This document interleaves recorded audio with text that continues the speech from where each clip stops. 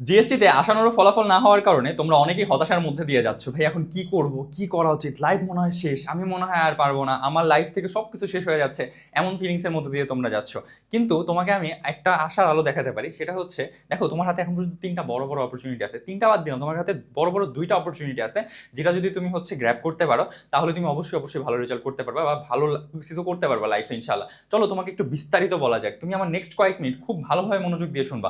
আচ্ছা দেখো, তোমার হাতে এখন পর্যন্ত পাবলিকান হওয়ার একটা বড় সুযোগ, সেটা হচ্ছে ঢাকা সেন্ট্রাল ইউনিভার্সিটি আছে। এখন বলবো ভাই হে এটা তো 7 কলেজ, এটা কে পড়াশোনা করে, এরকম টাইপের কথা তুমি শুনবা বা তুমি নিজেও হয়তো এরকম টাইপের কথা বলে আসছো। এখন দেখো, এটা হচ্ছে বাংলাদেশের 57তম পাবলিক ইউনিভার্সিটি। তোমার কি মনে আছে, তোমার কি মনে পড়ে যে জগন্নাথ ইউনিভার্সিটি যেটা আছে, JNU, যেটার জন্য তুমি এত মারামারি করছো, এত লাফালাফি করছো, এটা এক সময় একটা কলেজ ছিল। কি কলেজ ছিল? জগন্নাথ কলেজ। সেখান থেকে সে যদি ইউনিভার্সিটিতে রূপ নিতে পারে, সেখান থেকে সে যদি, যেহেতু ঢাকার মধ্যে থাকার কারণে এতটা ইয়া পাইতে পারে, মর্যাদা পাইতে পারে, তাইলে তো এই যে ডিসিউটা আছে, এটা তোমার কি মনে হয় না যে 5-7 বছর পর এটাও এরকম মর্যাদা পাবে? তাহলে তুমি কেন ইউনিভার্সিটিতে পড়ার জন্য প্রিপারেশন নিচ্ছ না? তোমার কেন মনে হচ্ছে তোমার পাবলিকেন হওয়ার স্বপ্ন শেষ? কেন? এটা তো 57তম পাবলিক ইউনিভার্সিটি, এটার গায়ে তো পাবলিকের ট্যাগটা লেগে গেছে। তার মানে তুমি যখন এখানে পড়তেছো তোমার তো স্বপ্নটা পূরণ হবে। পাবলিকেন হওয়ার যে স্বপ্নটুকু এখন পর্যন্ত তোমার আছে, এটা তো পূরণ হবে, তাই না? এখন পর্যন্ত স্বপ্ন ভেঙে যায় না। এরপর আসো, তোমরা যারা এইচএসসি 25 ব্যাচ আসো, যারা এইচএসসি কত ভাইয়া, এইচএসসি 25 ব্যাচ আসো, 25 ব্যাচের জন্য এখন পর্যন্ত বিগ একটা অপরচুনিটি,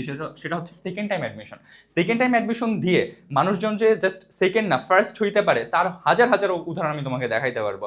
কেন? জগন্নাথ ইউনিভার্সিটি বাদ দিলাম, বা তোমাদের ঢাকা ইউনিভার্সিটি বাদ দিলাম, যেখানে সেকেন্ড টাইম অ্যাডমিশন দেওয়া যায় না, এই দুইটা বাদে তোমার রাজশাহী ইউনিভার্সিটি দিকে তাকাও। তোমাদের যে সাদিয়া শারমিন রিও আপু, দেখছো না আমাদের পেজে আপুকে? আপু সেকেন্ড টাইম অ্যাডমিশন দিয়ে রাজশাহী ইউনিভার্সিটিতে ফার্স্ট হয়েছে। তারপর তুমি এই বছর সেকেন্ড টাইম অ্যাডমিশন দিচ্ছে চট্টগ্রাম ইউনিভার্সিটিতে, যে মেয়েটা ফার্স্ট ছিল, যে মেয়েটা, ওই মেয়েটাও তো সেকেন্ড টাইমারই ছিল, তাই না? যে ফার্স্ট হয়েছে চট্টগ্রাম ইউনিভার্সিটি, সেও একজন সেকেন্ড টাইমার। তাহলে তুমি কেন পারবা না?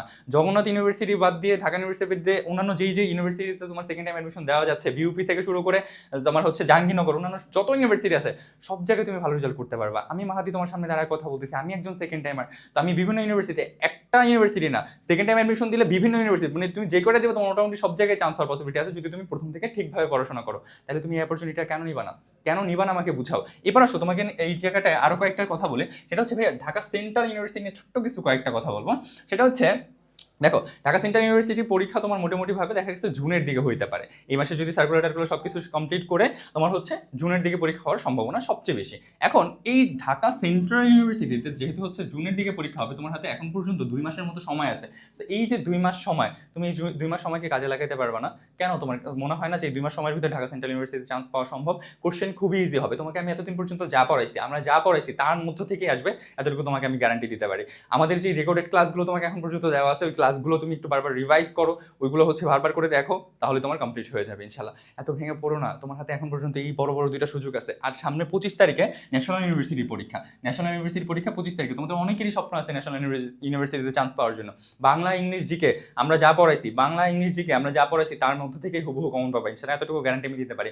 বাকি অংশটুকু তুমি তোমার মৌলিক বইটা যেটা আছে, মৌলিক জিকে বলো বা তোমার যে বইগুলো আছে, বইগুলো থেকে কমন পেয়ে যাবে। খুবই ইজি প্রশ্ন হবে, সো প্যারা খাওয়ার কিছু নেই। আরেকটা ছোট্ট জিনিস তোমাকে এখানে আমি একটু বলে দিই, সেটা যদি তুমি সেকেন্ড টাইম নিবা, এটার ডিসিশন নিয়ে থাকো, তাহলে তুমি এই হোয়াটসঅ্যাপ নাম্বারে যোগাযোগ করে আমাদের সেকেন্ড টাইম যে কোর্সটা আছে, রিস্টার্ট ব্যাচ 1, এখানে তুমি ভর্তি হয়ে যেতে পারো।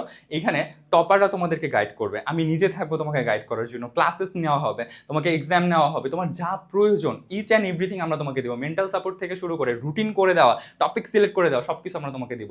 তাহলে তোমার কেন মনে হয় যে তুমি পারবা না? আমরা থাকতে তোমাকে সেকেন্ড টাইম অ্যাডমিশনে টপার করা থেকে ইনশাল্লাহ, তুমি যদি চেষ্টা করো, আল্লাহ ছাড়া আর কেউ ঠেকাইতে পারবে না। এতটুকু কনফিডেন্ট আমাদের আছে, এতটুকু বিশ্বাস তুমি তোমার নিজের উপর ইনশাল্লাহ রাখো, ভালো কিছু হবে। তোমার জন্য অনেক অনেক দোয়া রইলো, অনেক অনেক শুভকামনা রইলো। এই বিষয়গুলো খেয়াল রাখবা, ডিসিউতে পরীক্ষা দাও বা এনইউতে পরীক্ষা দাও, সেকেন্ড টাইম অ্যাডমিশন দাও, ইনশাল্লাহ তোমার লাইফ সুন্দর হতে যাচ্ছে। বিশ্বাস রাখো নিজের উপরে, যতদিন পর্যন্ত নিজের উপরে বিশ্বাস থাকবে, ততদিন পর্যন্ত তুমি অবশ্যই ভালো রেজাল্ট করবা। Best of luck. আসসালামু আলাইকুম।